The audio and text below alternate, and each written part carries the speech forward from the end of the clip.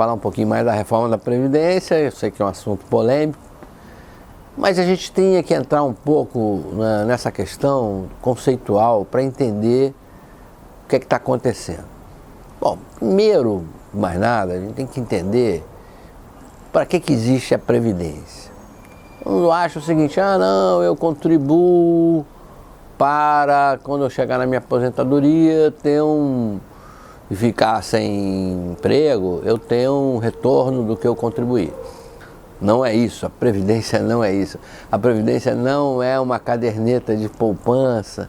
Eu insisto nessa tecla. A Previdência não é um sistema em que cada um poupe para si mesmo.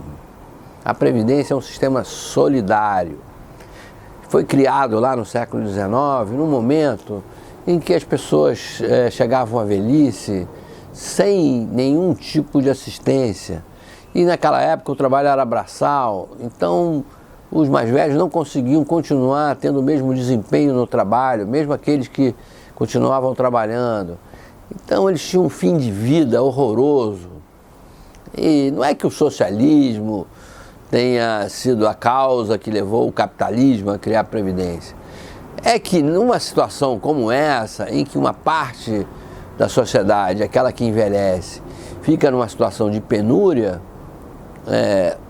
a sociedade como um todo passa a ter uma situação inviável. Você não consegue conviver nesse ambiente. Quer dizer, a Revolução Industrial trouxe para as cidades um enorme contingente de pessoas, né? Houve uma urbanização e nem todo mundo teve ocupação, né? Você teve o que se chamava lumpenproletariat, né? Aquelas pessoas que ficavam à margem do mercado de trabalho, geralmente morando muito mal, em condições sanitárias horrorosas. Aí a gente vê eu leio aqueles contos do Charles Dickens, né, na Inglaterra, né, numa situação calamitosa. Então, para que a vida se tornasse suportável, o Bismarck, que era o chanceler alemão, né, na época da unificação da Alemanha como país, teve a ideia, né, não saiu do nada essa ideia, mas é uma coisa que foi progredindo, se criar um sistema em que aquelas pessoas que trabalham, contribuem para aqueles que perdem a capacidade de trabalhar. Às vezes por idade, às vezes por motivos de saúde. Essa é a filosofia da Previdência. Então, você diz, eu paguei ali pelo limite de 10 salários mínimos e agora estou recebendo 3. É um absurdo. Não! O sistema é esse. A filosofia do sistema. Se você contribuiu com 10, é que você tinha um salário alto, você tinha a capacidade de poupar para si mesmo fora do sistema. Você está contribuindo para aquele que não tem capacidade nenhuma de poupar. E aquele que vai se aposentar com um salário, 2 salários mínimos, 2 salários mínimos e meio. Então é um sistema de solidariedade.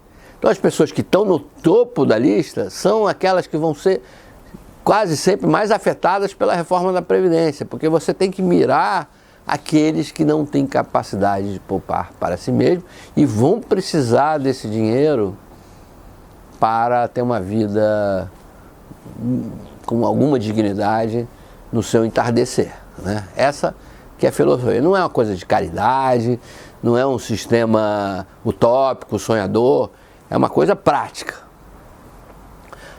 Mas nós, seres humanos, não nascemos com esse espírito, né? Nem Confúcio, Buda, Cristo, Moisés, seja lá quem for, podia imaginar que a gente ia transformar o mundo em 2.000 anos, 3.000 anos, num sistema solidário. Sempre é uma coisa imposta, tá? A Previdência é imposta.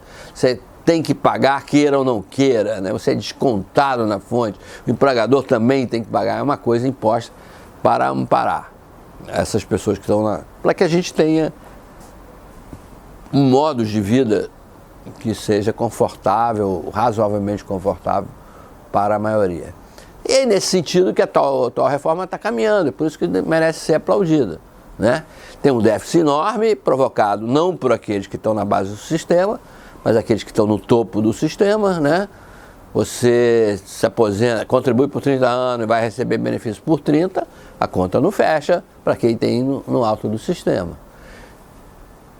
Mudar principalmente o sistema de funcionários públicos, porque os funcionários públicos criaram um sistema, foi criado para eles um sistema especial. O funcionário público, em tese, não se aposenta. O funcionário público se torna inativo, ou seja, ele mantém a posição, a função que ele tinha, só que ele passa a ser inativo, ele não está mais nativa. Dentro desse princípio, recebe os mesmos direitos daqueles que estão na ativa, deveria, porque ele só está inativo, mas ele permanece. Então, um juiz se aposenta não, se torna um juiz inativo, né? Um promotor, um procurador, um fiscal da Receita, um técnico do Banco Central. Essas pessoas que estão no topo vão continuar recebendo o seu salário como se estivesse no ativo.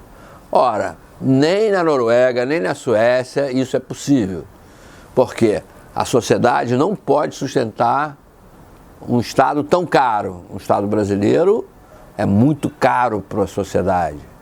Você imaginar que nos estados e municípios, mesmo na União, você gasta 60% da receita líquida com a folha de pagamentos, e sendo que uma parte considerável disso é com funcionários inativos, não dá. Não somos um país que possa ter esse tipo de benefício. Então tem que mudar a regra. Funcionários inativos, queridos, não dá mais para continuar a receber o mesmo benefício, o mesmo salário, o mesmo vencimento de quando você estava na ativa. Pô, mas quando eu entrei no sistema era assim, a regra era essa, tá certo. Então vamos fazer uma regra de transição. Para quem está entrando agora, é outra regra, né? E para quem está saindo, tem uma regra de transição. Isso é justo. Enfim, o país não pode...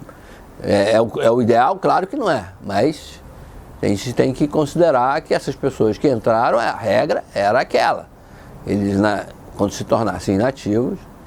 Bom, mais ou menos não fiquem tão pouco tempo no serviço público, fiquem mais um pouco, contribuam por mais tempo, né?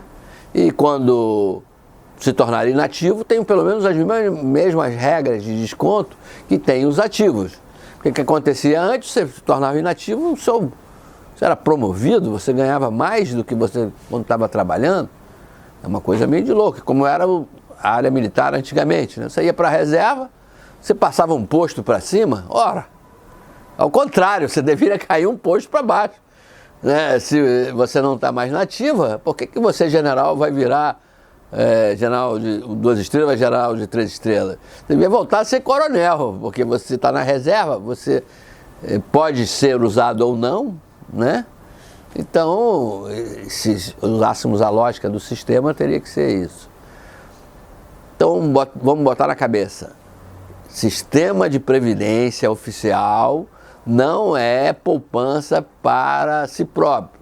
Você está descontando para terceiros. E quando você se aposentar, alguém vai ter que contribuir para você.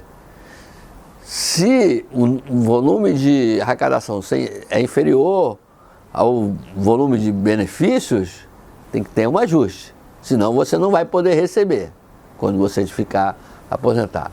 Então, essa discussão eu adoro, acho que é uma coisa que a sociedade as pessoas deviam amadurecer em relação a isso, até porque é possível ter um sistema que seja mais ou menos híbrido, em que uma parcela do que você contribui seja realmente para a repartição do dinheiro para terceiros e uma parcela seja para si próprio. Você poupa para si próprio, especialmente aqueles que estão no topo da parte de benefício. É um sistema de capitalização. Porque aí você poupar para si próprio, esse dinheiro tem que ser aplicado no fundo, vai ter que render, ou seja, ele não vai ser distribuído para terceiros. Então esse dinheiro, se for bem aplicado, ele vai render muito, se não for bem aplicado, ele vai render pouco, mas esse dinheiro será seu com certeza lá no futuro. Não é para beneficiar banco, seguradora, coisa nenhuma. Essas são histórias que a gente fica repetindo, Porque lá no Chile favoreceu. Claro que você pode fazer um sistema mais eficiente, mas não, a filosofia tem que ser essa. Uma parte você poupa para si mesmo e outra parte você poupa para terceiro.